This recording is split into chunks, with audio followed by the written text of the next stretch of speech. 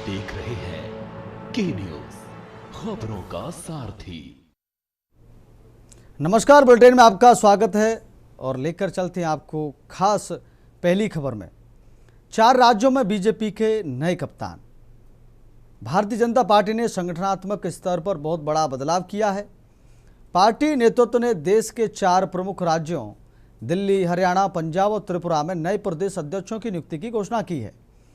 इस फेरबदल में सबसे बड़ा नाम देश की राजधानी दिल्ली से सामने आया है, जहां केंद्रीय राज्य मंत्री हर्ष मल्होत्रा को दिल्ली बीजेपी की कमान सौंपी गई है। भाजपा के राष्ट्रीय महासचिव अरुण सिंह द्वारा 28 मई 2026 को जारी किए गए आधिकारिक नियुक्ति पत्र के अनुसार यह फैसला पार्टी के राष्ट्रीय अध्यक्ष नितिन नवीन के निर्देश पर लिया गया है। यह सभी नियुक्तियां तत्काल प्रभाव से लागू कर दी गई हैं। देखिए,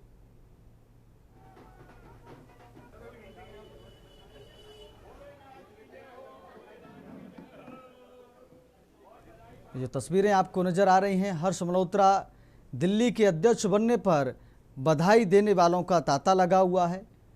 उनके आवास पर लोग बधाई देने आ रहे हैं। कार्यकर्ता बीजेपी के पदाधिकारी बीजेपी के नए कप्तान का यानी नए प्रदेश अध्यक्ष का स्वागत करने आ रहे हैं। 4 राज्यों में नए कप्तानों का ऐलान होने के बाद नितिन नवीन राष्ट्रीय अध्यक्ष के निर्देश पर ये तत्काल प्रभाव से आदेश जारी किया गया है। हर्ष मल्होत्रा के घर पर ये तस्वीरें नज़र आपको आ रही हैं। 4 राज्यों में जो नए कप्तान बने हैं बीजेपी में सबसे बड़ा फेरबदल देखने को मिला है। इसी खबर पर हमारे साथ दिल्ली से विशेष संवाददाता अखिलेश सिंह हमारे साथ जुड़ गए हैं। अखिलेश जी, बीजेपी ने 4 नए प्रदेश अध्यक्षों को नई कमान सौंपी है, जिसमें सबसे बड़ा नाम हर्ष मल्होत्रा है, जिनको दिल्ली बीजेपी के नए अध्यक्ष बनाए गए हैं। क्या कुछ जानकारी आपके पास है और कैसे आप देखते हैं? देखिए, भारतीय जनता पार्टी ने अपने प्रदेश संगठनों में काफी फेरबदल किया है। एक साथ 4 राज्यों के प्रदेश अध्यक्षों को बदल दिया है। भारतीय जनता पार्टी ने 4 राज्यों में नए प्रदेश अध्यक्ष बनाए हैं। सबसे खास बात है, दिल्ली के प्रदेश अध्यक्ष और उसके साथ साथ हरियाणा, पंजाब और त्रिपुरा के भी प्रदेश अध्यक्ष बदल दिए। अगर दिल्ली की बात की जाए तो भारत सरकार में केंद्रीय राज्य मंत्री हर्ष मल्होत्रा को भारतीय जनता पार्टी का दिल्ली प्रदेश कमेटी का अध्यक्ष बनाया गया है। फिलहाल हर्ष मल्होत्रा के बारे में यही कहा जा सकता है कि वो भारतीय जनता पार्टी के दिल्ली प्रदेश में कई अहम जिम्मेदारियां पहले निभा चुके हैं। संगठन में कई जगह काम कर चुके हैं और उस संगठन का एक बड़ा अनुभव है। इसलिए कहा जा सकता है कि भारतीय जनता पार्टी के दिल्ली के प्रदेश अध्यक्ष के तौर पर हर्ष मल्होत्रा एक बड़े चेहरे के तौर पर जाने जाते थे और भारत सरकार में मंत्री के तौर के साथ साथ उनको प्रदेश में कमान संभाली। भारतीय जनता पार्टी को खासकर दिल्ली की राजनीति में कहा जाता है कि पंजाबी समुदाय से कोई जुड़ा हो, खत्री हो, किसी भी तरह को, तो उसको ज्यादा बढ़ावा देता, चाहे कांग्रेस हो चाहे भारतीय जनता पार्टी हो। दोनों पार्टियों में इस तरह का रहा तो कहा जा सकता है कि हर्ष मल्होत्रा एक बड़ा चेहरा साबित हो सकते हैं आने वाले दिनों में भारतीय जनता पार्टी के लिए। वहीं दूसरी बात की जाए कि दिल्ली के पड़ोसी राज्य हरियाणा, जहां अर्चना गुप्ता को प्रदेश अध्यक्ष बनाया गया। अर्चना गुप्ता को महिला चेहरा के तौर पर हरियाणा में जाना जाता है। संगठन में कई जिम्मेदारियां निभा चुकी हैं और महिला नेताओं के साथ साथ वो एक निर्विवाद चेहरा के तौर पर हरियाणा में जानी जाती हैं और कहा जा सकता है कि हरियाणा संगठन के लिए एक निर्विवाद चेहरे के तौर पर वो आगे बढ़ेंगे।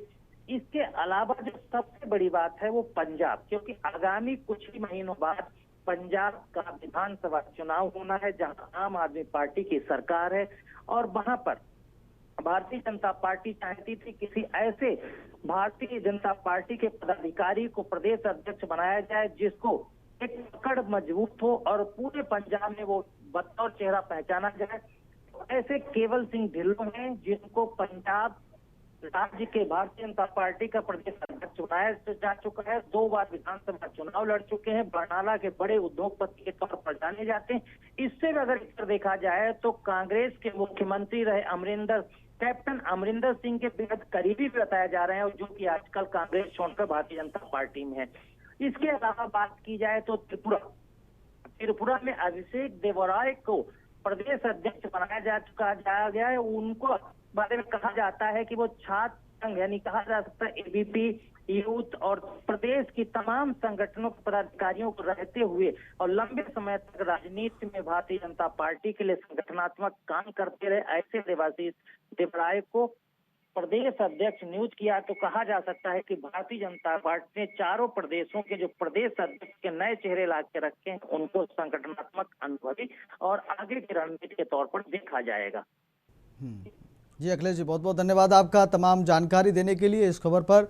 तो बीजेपी में बड़ा फेरबदल देखने को मिला है, 4 राज्यों के कप्तानों को बदला गया, यानी 4 प्रदेश अध्यक्ष नए बने हैं।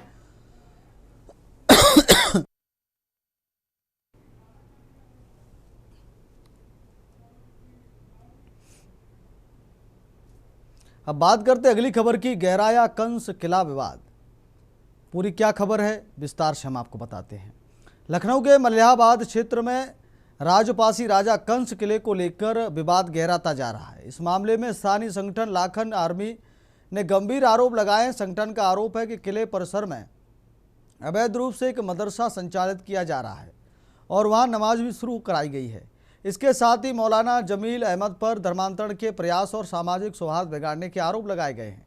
तहरीर में यह भी दावा किया गया है कि बिना मान्यता के सुलेमानी यहाँ मदरसा संचालित किया जा रहा है और नट जाति के बच्चों का कथित रूप से ब्रेन वॉश किया जा रहा है। लाखन आर्मी ने प्रशासन से मामले में तत्काल हस्तक्षेप कर सख्त कार्रवाई और एफआईआर दर्ज करने की मांग की है। वहीं पुलिस ने पूरे मामले को गंभीरता से लेते हुए जांच शुरू कर दी है और सभी पहलुओं की पड़ताल की जा रही है।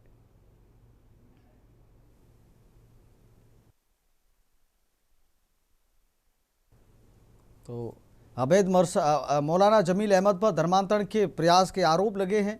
बिना मान्यता सुलेमानिया मदरसा चलाने का भी दावा किया गया है। ये इस तहरीर में ये दावे किए गए हैं।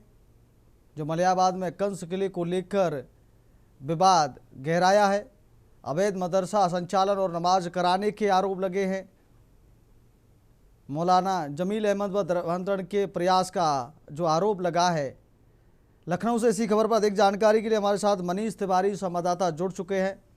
मनीष, सवाल है जो आरोप लगे हैं, मलिहाबाद कंस किले को लेकर विवाद है और ये तहरीर दी गई, इसमें काफ़ी दावे और आरोप लगाए गए, क्या कुछ सच्चाई है, क्या कुछ जानकारी आपके पास है, दर्शकों को बताएं। जी बिल्कुल, देखा जाए अगर तो मलिहाबाद के राजपासी समुदाय की तरफ से जो है लगातार जो है आरोप लगाए जा रहे हैं कि जिस प्रकार से जो है उनका साफ तौर से कहना है कि जिस प्रकार से जो राजा कंस के किले पर जो है मुस्लिम समुदाय के लोगों ने जबरन जो है कब्जा करके जो है वहां पर नमाज उनके द्वारा पढ़ी जा रही है। जिस प्रकार से उनका ये दावा है कि यहाँ पर इसको लेकर के जो है लगातार जो है कभी वहां पर हनुमान चालीसा के पाठ को लेकर के विवाद हो रहा है। हालांकि वहां पर प्रशासन के द्वारा पुलिस की टीमें गठित कर दी गई हैं, लेकिन उसके बाद आज जो है लाखन आर्मी ने जो है आरोप लगाते हुए परिसर में अवैध रूप से मदरसा संचालित करने का जो है एक तहरीर जो है उनके द्वारा जो है पुलिस महकमे में दी गई है। उनका साफ तौर से ये कहना है कि संगठन में मौलाना जमील अहमद पर धर्मांतरण के प्रयास भी उनके किए जाने का जो है उनके द्वारा आरोप लगाया गया। तो कह सकते हैं कि जिस प्रकार से ये मामला जो है लगातार बढ़ता जा रहा है, तूल पकड़ता जा रहा है और जिस प्रकार से पार्टी समाज के लोग जो दावा कर रहे हैं कि यहाँ पर मुस्लिम समुदाय के द्वारा जो है मदरसा चलाना, धर्म पर परिवर्तन करना और नमाज अदा करना, ये साफ तौर से हिंदू समाज के लिए स्वीकार नहीं। इसके चलते हिंदू संगठन भी जो है पारसी समाज का सहयोग कर रहा है। इसी के चलते जो है उनके द्वारा पहले मुख्यमंत्री को भी पत्र लिखा जा चुका है और अब जो है थाने में तहरीर दी गई है। हालांकि पुलिस प्रशासन ने कहा है कि इस पर हम पूरी जांच करेंगे, जांच के बाद जो है कार्रवाई करेंगे।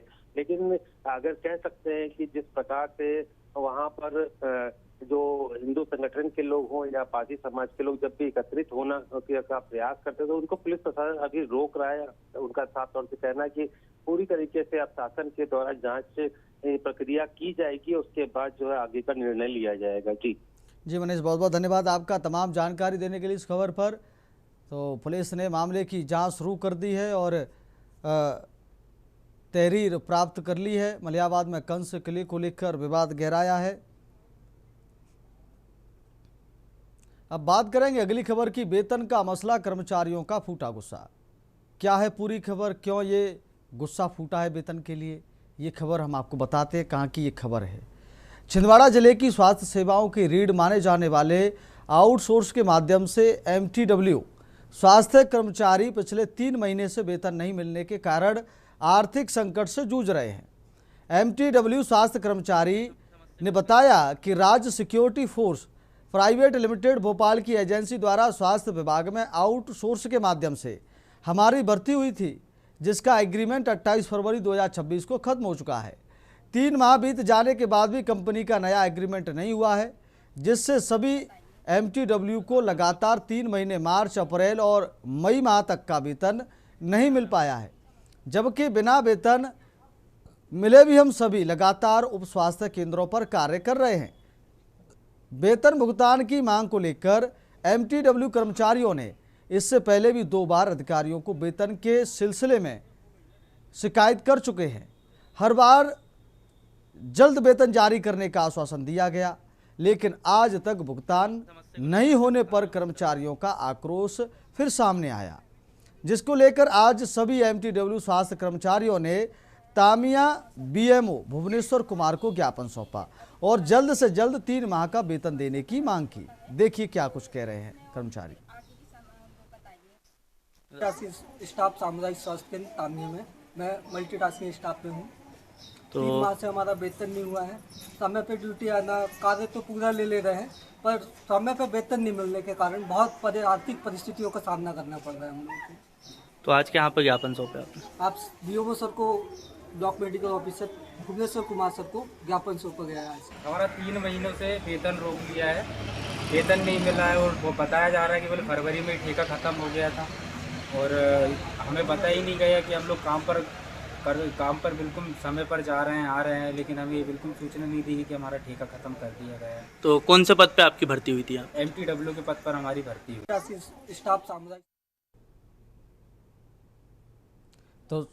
तो सुना आपने MTW कर्मचारी क्या कह रहे हैं। उन्होंने कहा कि हमारा वेतन 3 महीने से नहीं मिला है और कंपनी ने बताया भी नहीं कि उनका एग्रीमेंट ख़त्म हो चुका है। इसी को लेकर आज ये धरना कर रहे हैं। और अधिक जानकारी के लिए छिंदवाड़ा से हमारे संवाददाता श्याम साहू हमारे साथ जुड़ चुके हैं। श्याम साहू, सवाल है वेतन को लेकर जो MTW कर्मचारी हैं, स्वास्थ्य कर्मचारी, उनके सामने आर्थिक संकट गहराता जा रहा है, उसको लेकर उन्होंने आज धरना दिया है। क्या कुछ उनको आश्वासन मिला है? अभी क्या स्थिति है, दर्शकों को बताएं। मैं बताना चाहूंगा कि प्रशासन के द्वारा हर बार की तरह इस बार भी उन्हें आश्वासन ही दिया गया है, लेकिन इन कर्मचारियों में अब आक्रोश इस बात को लेकर है कि हम बार बार जब धरना प्रदर्शन कर रहे हैं, उसके बावजूद भी हम लोगों की तनख्वाह समय पे नहीं दी जा रही है और 3 माह से जो वेतन की मांग की जा रही है, उसके लिए जिस तरीके से प्रशासन द्वारा तरकाया जा रहा है, उसके खिलाफ कर्मचारियों में आक्रोश देखा जा रहा है। श्याम साहब, अगर इनकी मांगें पूरी नहीं हुई तो कर्मचारियों का आगे का क्या रणनीति उन्होंने बनाई है? क्या कुछ उन्होंने कुछ बताया है? क्या जानकारी? मैं बताना चाहूंगा कि इन्होंने बताया है कि अगर हमारी यहाँ मांग पूरी नहीं होती है तो हम इसके बाद जिला स्तर पर आंदोलन करेंगे। जिला स्तर पर अगर हमारी मांग नहीं होती तो हम मुख्यमंत्री निवास तक हमारे मांग को लेकर हम धरना प्रदर्शन करेंगे। जी श्याम साहब, बहुत बहुत धन्यवाद आपका तमाम जानकारी देने के लिए। तो वेतन न मिलने पर MTW कर्मचारियों का गुस्सा फूटा है और वह आंदोलन कर रहे हैं और उनका कहना है साफ तौर से कि उनका 3 महीने से वेतन नहीं मिला है, जिसको लेकर उनकी मांगे हैं। इसी वक्त हो गया एक छोटे से ब्रेक का। ब्रेक के बाद हम बात करेंगे अग्निकुंड के बीच तपस्या। ब्रेक के बाद फिर आपका बहुत स्वागत है और हम बात कर रहे थे अग्निकुंड के बीच तपस्या। ये तपस्या कौन कर रहा है और क्यों कर रहा है, ये पूरी खबर हम आपको विस्तार से बताएंगे। MP के रोहना कला में टीकाराम बाबा अग्निकुंड प्रज्वलित कर उनके बीच में साधना कर रहे हैं। उन्होंने बताया कि नौतपा में प्रतिदिन दोपहर 11 बजे से 3 बजे तक इसी तरह साधना होती है। पिछले 15 वर्षों से नौतपा के दिनों में इसी तरह साधना का काम चला आ रहा है। उनका कहना है कि वह जन कल्याण की कामना से यह साधना करते हैं। छिंदवाड़ा से लगभग 10 किलोमीटर दूर रोहाना कला में दादा धूनी वाले मंदिर में यह साधना चल रही है। हम आपको बता दें कि बाबा टीकाराम जो साधना कर रहे हैं वह बताते हैं कि उन्हें बचपन में बकरी चराते हुए एक व्यक्ति मिला जिसने जनता की सेवा करने की बात कही। उस दिन से वह जनता की सेवा में लग गए और आज तक वह देश हित में जन कल्याण को लेकर 43 डिग्री के टेम्परेचर में भी जनता की सेवा के लिए, जन कल्याण जनहित के लिए, देश के लिए यह साधना कर रहे हैं। यह साधना 3 तारीख तक इसी तरह 43 डिग्री टेम्परेचर में 11 बजे से 3 बजे तक चलती रहेगी। बाबा को देखने के लिए दूर दूर से लोग दादा धूनी वाले मंदिर रोहन कला पहुंच रहे हैं। देखिए वहाँ कुछ जो श्रद्धालु हैं उनका क्या कहना है कि कब से बाबा ये तपस्या कर रहे हैं, आपको सुनवाते हैं। इनके करीबन 15 साल होने लगे, जो 16 साल चालू है। बस इसी तरह वो 12 से 3 बैठे रहते हैं। यही उनकी तपस्या है, यही उनकी भक्ति है। अच्छा, लगभग कितने साल हो गए? ये वो तो बहुत काफ़ी छोटे थे, 10 साल के, तब से चल रहा, लेकिन ये धूनी में बैठने के उसके सिर्फ 15 या 16 साल हो रहा है। अच्छा,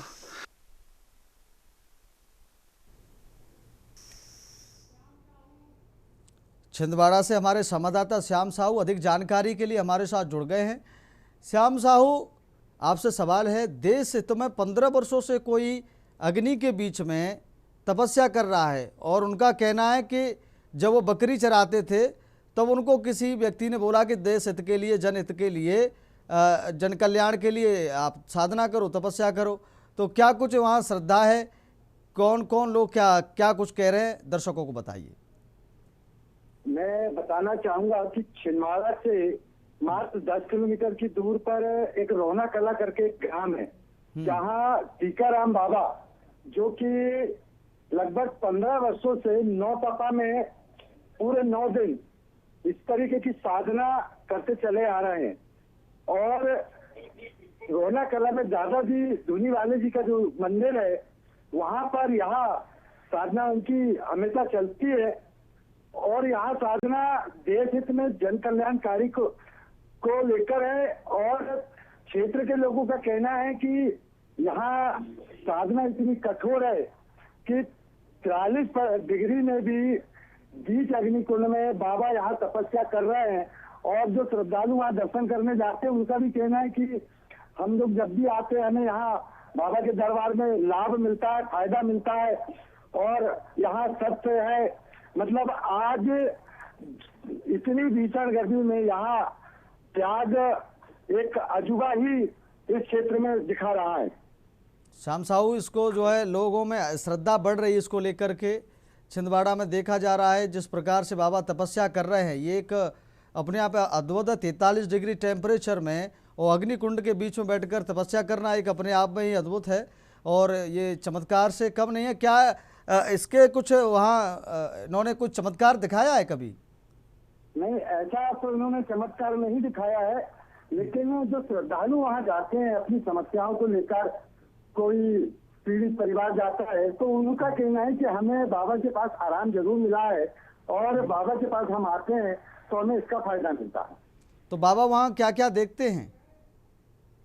बाबा साधारण रूप से श्रद्धालु जब जाते हैं तो बाबा वहाँ कुछ नहीं, सिर्फ बैठते हैं, अपनी विभूति वगैरह उन श्रद्धालु को देते हैं और शिक्षा को श्रद्धालु लेकर अपनी विभूति वहाँ से चले जाते हैं। जी श्याम साहब, बहुत बहुत धन्यवाद आपका तमाम जानकारी देने के लिए, शुक्रिया आपका।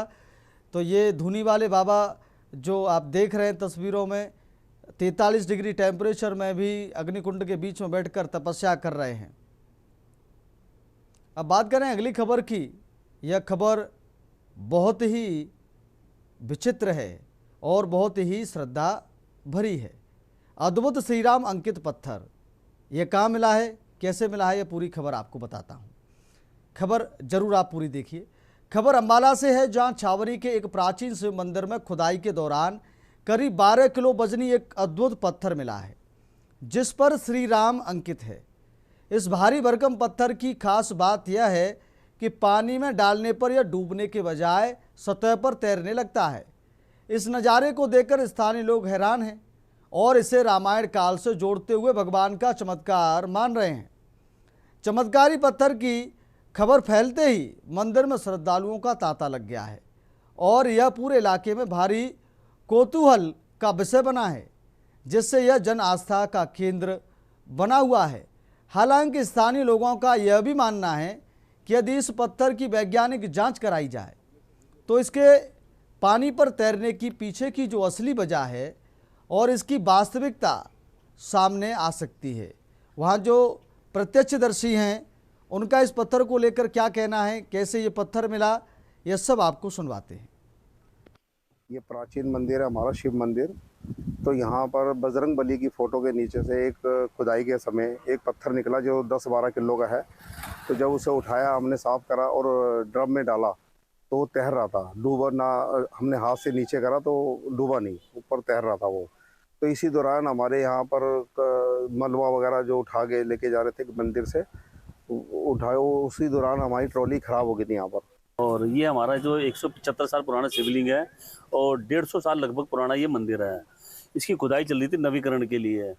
तो पता लगा जी आज हमें कि भाई खुदाई के दौरान ये पत्थर निकला है और जब यहाँ के लोगों ने उसको पानी में डाला तो वो तैरता हुआ मिला हुआ है।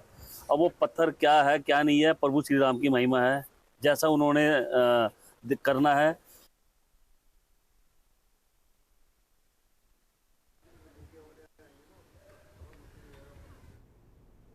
अब बात कर लेते हैं चार धाम यात्रा टूटे रिकॉर्ड। सीधे लेकर चलते हैं आपको। देहरादून में इस वर्ष चार धाम यात्रा में श्रद्धालुओं की भारी भीड़ उमड़ रही है और यात्रा ने अब तक के सभी रिकॉर्ड तोड़ दिए हैं। बद्री केदार मंदिर समिति बीकेटीसी के अध्यक्ष हेमंत द्विवेदी ने बताया कि 26 मई तक बद्रीनाथ और केदारनाथ धामों में करीब 15,40,000 श्रद्धालु दर्शन कर चुके हैं। उन्होंने कहा कि सरकार और मंदिर समिति देश विदेश से आने वाले सभी तीर्थयात्रियों को सुरक्षित और सुगम दर्शन कराने के लिए पूरी तरह प्रतिबद्ध है। इस बार अनुमान से अधिक तीर्थयात्री पहुंच रहे हैं, जिससे व्यवस्थाओं को लगातार मजबूत किया जा रहा है। भीड़ प्रबंधन को देखते हुए समिति ने कुछ विशेष पूजाओं में कटौती करने का निर्णय लिया है ताकि अधिक से अधिक श्रद्धालु आसानी से दर्शन कर सकें।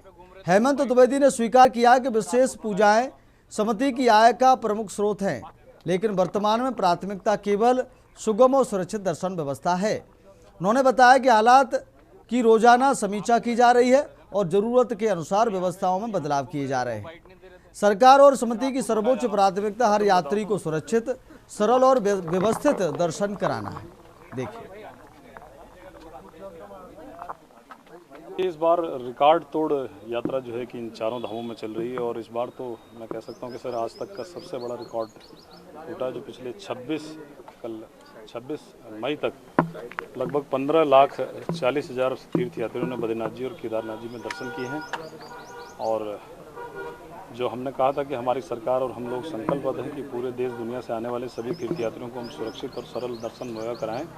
लेकिन आप सब लोग को विदित है कि इस बार अपेक्षा से अधिक जो है कि रिकॉर्ड तोड़ तीर्थयात्री वहाँ पर पहुँच रहा है और हमने कई चीज़ों पर रोज़ाना वहाँ पर जो है कि स्थिति परिस्थितियों को देखते हुए लगातार तीर्थयात्रियों को किस प्रकार से सुगम दर्शन कराया जाए। तो